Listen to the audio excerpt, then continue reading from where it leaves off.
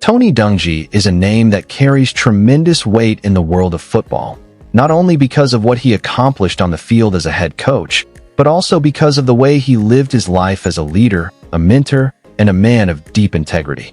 His journey is one that blends the intensity of professional sports with the power of faith, humility, and a commitment to doing things the right way. To many, Dungy is remembered as the coach who led the Indianapolis Colts to a Super Bowl victory. But to reduce his legacy to a single championship would be to overlook the far-reaching impact he has had on the game of football and on countless lives beyond it. His story is about breaking barriers, about changing culture, and about proving that success doesn't require sacrificing one's principles. Born in Jackson, Michigan, in 1955, Anthony Kevin Dungy grew up in a household built on education, discipline, and values. His father was a science professor, and his mother was an English teacher, and together they instilled in him a love for learning, a deep sense of responsibility, and the importance of perseverance. As a child, Tony developed a passion for sports, particularly football and basketball, and his natural talent, combined with his intellect, quickly made him stand out. By the time he reached high school, it was clear he had a future in athletics, and he eventually chose to pursue football at the University of Minnesota, where he played quarterback for the Golden Gophers. At Minnesota, Dungy showcased both his athletic ability and his leadership qualities. He wasn't the loudest voice in the locker room, but he was respected because of his poise, his intelligence, and his ability to remain calm under pressure. These were qualities that would later define him as a coach. Though he went undrafted in the 1977 NFL Draft, his dream didn't end there. He signed with the Pittsburgh Steelers as a defensive back and special teams player. With Pittsburgh, he had the opportunity to learn from one of the NFL's greatest organizations, surrounded by legends like Terry Bradshaw, Mean Joe Green, and Franco Harris. Dungy's playing career was short, but it set the stage for his future. He won a Super Bowl with the Steelers in 1979, making him part of one of the league's most storied dynasties. More importantly, his time in Pittsburgh introduced him to defensive guru Chuck Noll, whose coaching philosophy and approach to leadership had a profound influence on Dungy. Chuck Noll believed in teaching, in developing players not just physically but mentally, and in treating them with respect. These lessons would shape Tony Dungy's own philosophy when he transitioned to coaching. After his playing days ended, Dungy quickly moved into coaching, beginning as an assistant with the Steelers. From there, he built a reputation as one of the sharpest defensive minds in the game. He would go on to serve as a defensive backs coach and defensive coordinator, eventually landing his first head coaching opportunity with the Tampa Bay Buccaneers in 1996. At the time, the Buccaneers were one of the league's perennial doormats, a franchise with little history of success and a culture of losing. Many wondered if anyone could turn things around. Tony Dungy, however, saw opportunity. In Tampa Bay, Dungy immediately went to work instilling a new mindset. He believed in discipline, in accountability, and in building a strong defensive identity. With a calm demeanor that contrasted with the fiery personalities often associated with football, he led with quiet confidence. He believed that players responded better to respect than fear, and he trusted his staff and his athletes to do their jobs. Slowly but surely, the Buccaneers began to change. Under Dungy's leadership, the team developed the famous Tampa 2 defensive scheme, a system that emphasized speed, intelligence, and discipline. Players like Warren Sapp, Derek Brooks, John Lynch, and Ron Barber thrived in it, and the Buccaneers transformed into one of the league's most feared defenses. By the late 1990s, Tampa Bay was no longer a laughingstock, but a legitimate contender. Though Dungy never won a Super Bowl with the Buccaneers, he laid the foundation for their future success.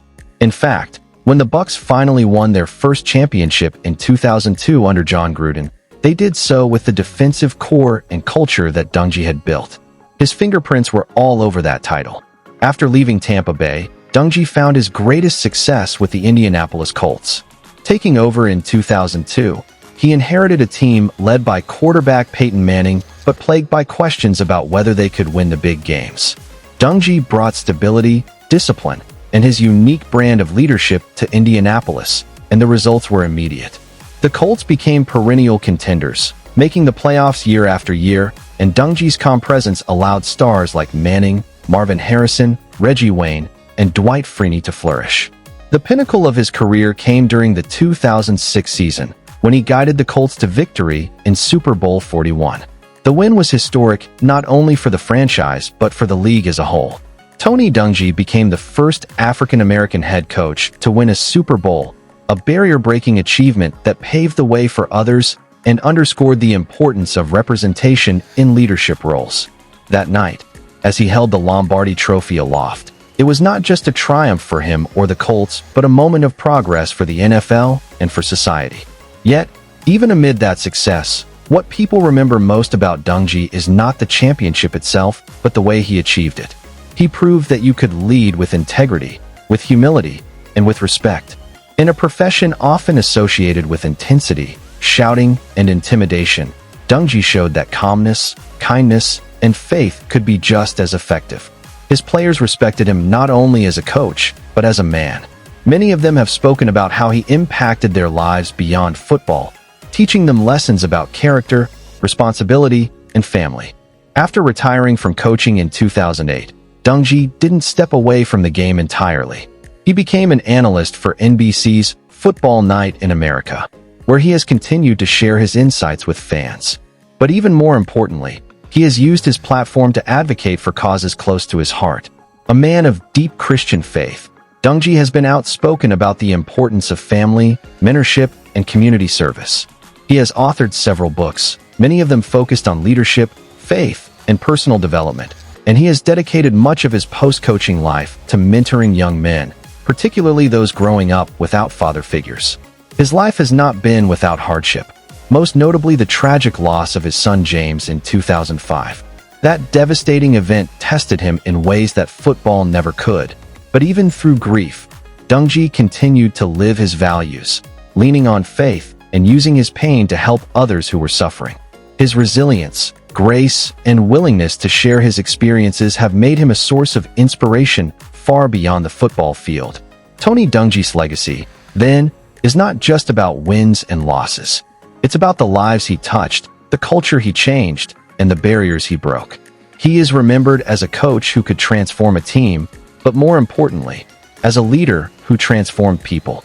He showed the world that you don't have to compromise your character to succeed, that real strength comes from staying true to your values, and that leadership is about service, not ego.